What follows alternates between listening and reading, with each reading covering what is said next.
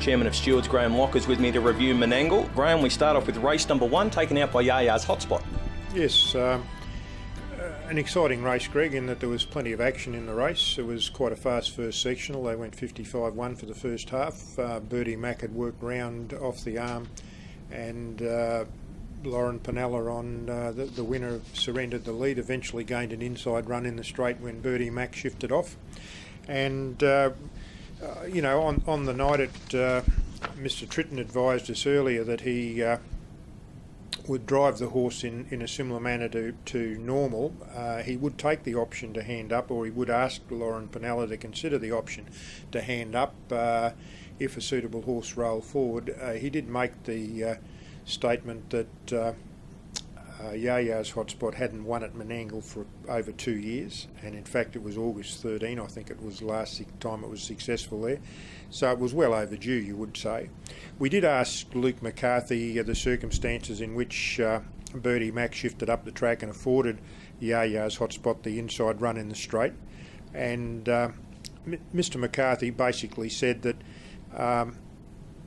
he's not a fan of the big fields at Menangle, and in his view this limits drivers the opportunity to slot in after the start, and as a consequence he felt he made more use of Bertie Mack than he would otherwise have liked to have done, and he said ultimately the 55-1 took its toll on Bertie Mack coming up the lane, and despite his best efforts to keep the horse on a straight path, it continued to hang up the track. Having looked at the vision, clearly Mr McCarthy was making the required effort under the rules to try and keep the horse straight.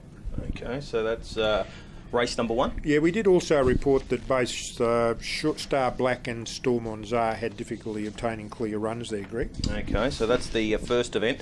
Now race number 2, and this one was taken out by our Major Mark. Yes, look, it was good to get new blood into these fields at Menangle, I thought. Mr McCarthy signalled his intention by putting in a change of tactics to drive the horse further forward from the draw, and it was authoritative in its win, and one would think that those two horses that Mr McCarthy raced in that race from Western Australia, which had Western Australian form, will hold their own here in New South Wales. We did report that I'm Supersonic, Fernco, Bobby G and Mac the Finn were all had difficulty obtaining clear runs in the straight, as did the stablemate Razor Winner. All right, what about Smooth Showgirl taking out race number 3? Again, we had a change of tactics, saying this horse would be driven further forward, which it was, and otherwise a probably authoritative race. Only Kidding got close to Smooth Showgirl towards the line. We did question Dennis Picker in relation to his level of activity in the straight. He wasn't overly vigorous. Dennis Picker did say that in its early days, Only Kidding had a tendency to perhaps break under pressure, and he didn't use the whip greatly. We have gone back and had a look at previous races with Only Kidding in, and it's consistent with the way that the horse has been driven in its previous starts. Okay. Godsend won race number 4. Yes, we did have a change of driver here from the stablemate Elder Jerome. Mr Pizzuto and Mr Trainer have obviously had a disagreement, and Mr Trainer was replaced on both Elder Jerome in this race by Chris Geary, and in a later race He's a Roostar by Martel Macquarie. And in the race we did report that Mega Alexander had difficulty obtaining clear running on several occasions despite altering course, and also Sterling William was unable to obtain clear running in the race. All right, race number 5. This was the feature. This was the Simpson Memorial, and Power of Red, the short price favourite, was beaten by Charleville. Yeah, look, I think the concern for punters would have been the manner in which Power of Red went to the gate in the score-up. He was, to my eye, somewhat untractable. I understand that Robert Morris understood this as the gate left and decided to press on. It was probably the standard of the drive that won the race as much as anything else.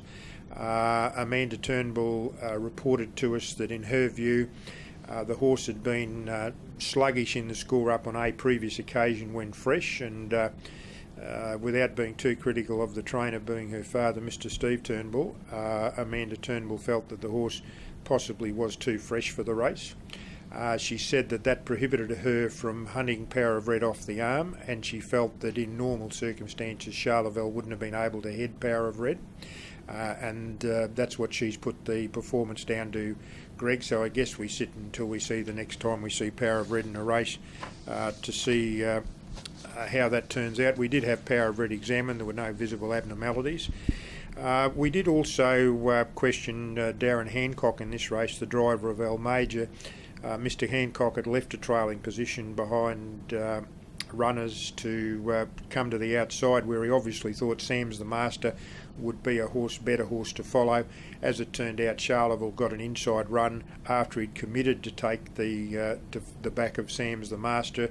He also said that he hadn't expected Charleville to quite finish the race off as strongly as it had, but acknowledged that in the heat of battle it probably made the wrong decision. We accepted that explanation, and we did report that Nicky's Idol was just inconvenienced back at the 200 when another runner changed course in front of it. Nicky's Idol's a 3-year-old from Victoria with the Douglas stable, and I know Mr Douglas was disappointed here a couple of weeks ago when that horse injured itself in the flat coming to the races. Okay, so plenty out of that one. What about race number 6? This was taken out by Wingara. Yeah, a good performance. I'd seen the horse race at Albury at its previous start when I think it was beaten by Sporty Spook. It's obviously come on from that run. We did approve an application to drive Kilcullen less aggressively from the draw. It was 3 wide in the early stages and then worked forward during the run. We did question Mr McCarthy, and he said that essentially he had looked to slot in advance of GT Wage. I think Chris Geary drove the horse in running, and basically GT Wage continued to hold its spot, and the opportunity wasn't available to slot in where he was looking to in the running line, and therefore he elected to go forward. We noted that explanation. Okay, race number 7. This was the feature, or another one of the features, taken out by Bling It On.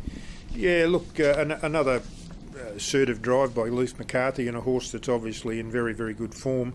I think the run of Montefieth, probably behind it, was most encouraging. Certainly looks as though the horse is returning to its better form. We did report that Sweet Molly O'Shea was held up for a short distance, and although it got clear late in the race, we don't think the horse was fully tested. Okay, and the final event, it was won by our Leo. Yes, again a good drive by Robert Morris. Found the back of the leader, peeled out at the right time, and then withheld challenges into the straight. We did report in this race that Kate's a Royal had difficulty obtaining clear running and became held up approaching the finish. That's a newcomer to New South Wales, I think, being with the Camilleri stable from Queensland. A lot of feature racing in the country areas of New South Wales at the moment. How have the drivers been behaving? Has it been a pretty clean racing across the bigger races in the country? Greg, there's been some suspensions in minor races, but the feature races at Albury, Temora the other night, Leeton at the MIA Breeders, and then I think Parks had a feature race as well. Yeah, look, they've been good quality races, Greg, and I think it all looks very good, very, very promising for the Carnival of Cups as it progresses around the state. Good on you, Graham. Thanks for that. We'll speak with you next week. Pleasure, Greg.